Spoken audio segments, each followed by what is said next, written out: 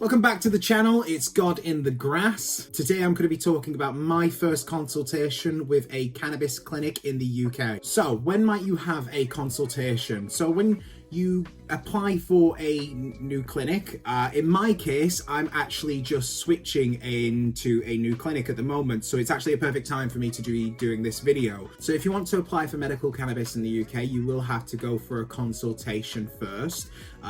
You will have these at the start when you're applying. So myself, I have actually just switched to a new clinic, so this is the perfect time for me to do a video because I have just had my first consultation with them and it's all fresh in my mind and I can tell you exactly what to expect in your first consultation. So your first consultation, there'll usually be a charge for that, or in some cases they don't charge at all and you will have to pay in a couple of weeks time after that for a follow-up. You will have to pay for that consultation fee, so it's not necessarily free. You do still have to pay for the consultation price afterwards.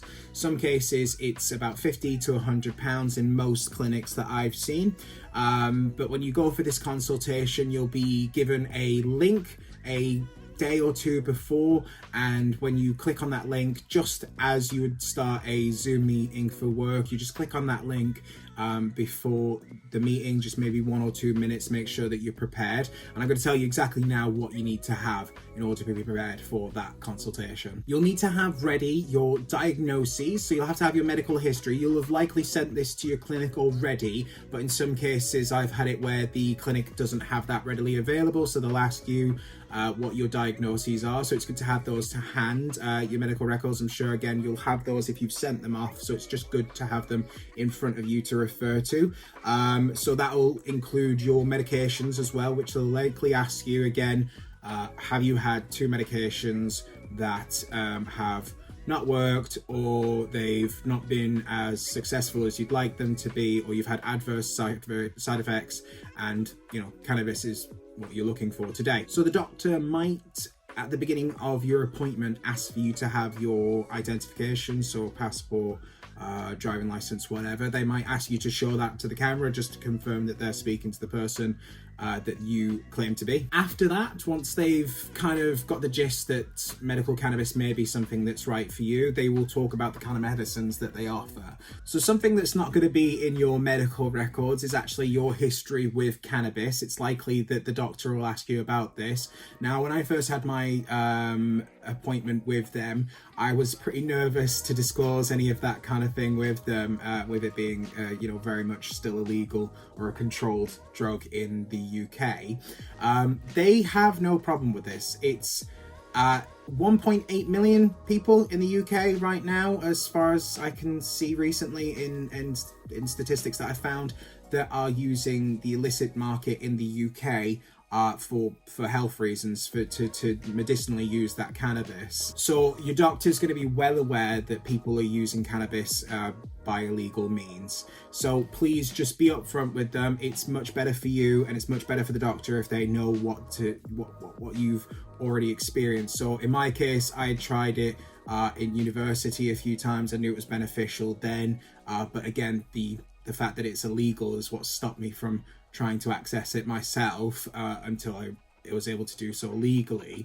So once I was able to tell them that, they were aware that I had a very low tolerance. It's not something that I had experienced recently, and they start you out on a very low dosage. It will be possibly, in some cases they go by THC percentage, so they might offer you something in the low THC percentage, maybe like an 18 or something, maybe even lower than that. Or they might prescribe you a oil, because in some cases, if you've never tried vaping the flower, or you don't intend to or want to vape any of their flower, then they will prescribe you an oil, which will just come with a syringe, and it'll be as easy as that. But again, it may be something that is in the low dosage amount. That is something that you can actually decide how much to go into, so it'll be the lowest amount possible to begin with, most likely. So after that, it's on to the medicine that you'll be prescribed legally, and they'll talk about what they can offer you. So like I said, it'll either be oil or flower. You can discuss with them exactly what it is that you're after. You can be as upfront as you like. So I've said in previous videos, if you go to Medbud.wiki. There is a list of medications there.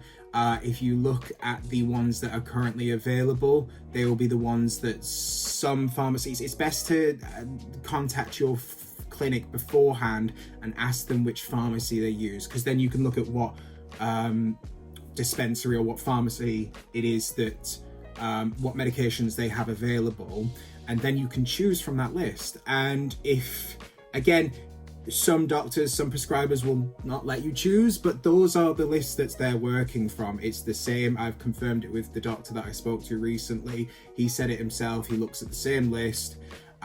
You can look at it and you can go, I know a bit about cannabis, I know what works for me, and this is what I want. Or I know I want it irradiated, or I know I don't want it irradiated. Again, this is, if you've got the knowledge about it, if you've got some experience already, going into this is going to be a lot easier for you. So lastly, depending on the kind of doctor you get, some will stay for 5 minutes, some will stay for the full hour. The most I've gotten out of a consultation is 30 minutes, but honestly, that was my most recent consultation that I had. It was the best consultation I've ever had. I spoke to the most experienced doctor I've ever spoken to when it comes to cannabis.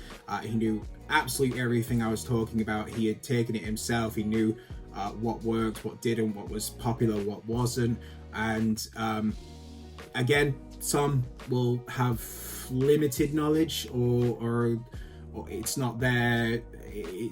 They do it on retainer. They do this occasionally. It's not their full-time job, or it's not something they specialize in.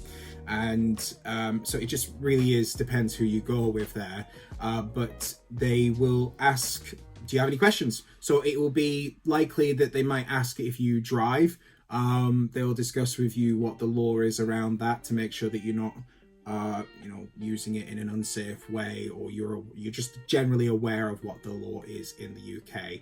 And I'll probably touch on that in a future video. But they might open the floor to you. They might ask you what it is that you are after from medical cannabis, what you expect, if there's any kind of worries that you might have, any anxieties you might have about taking the medication, and generally just how to go about taking it for your first time, if it is your first time. So lastly, what comes next? So after the consultation, I had mine last week on Tuesday. I was told that I would be prescribed the medication on the Thursday, I believe, and I got my prescription on the Friday. So a lot of pharmacies and clinics are only open Monday to Friday 9 to 5, so it's more than likely that today, being Monday, that they may send it over to or they may have already done it on Friday. They'll send it over to the pharmacy. Pharmacies are usually quite quick. They'll usually get to you in a day or two. So sometimes it can take up to about a week.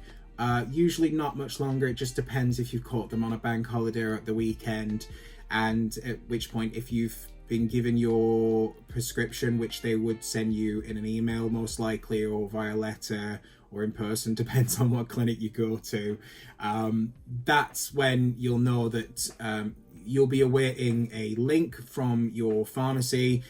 In some way they'll ask you to pay for your medication, and then again it'll most likely be delivered to your house or your nominated pharmacy, if that's how you choose to do it. So that's what to expect, guys. I really wouldn't be too nervous about it. Honestly, I've found that most of the time that private care is much more of a positive experience, in my opinion. Unfortunately, that is just the way it is at the moment. So I wouldn't go in nervous. I wouldn't worry about it. Your doctors are there to help you and guide you through it. So that's everything for today, guys. Thank you very much for watching the video, and I'll see you next time. And remember, love yourselves.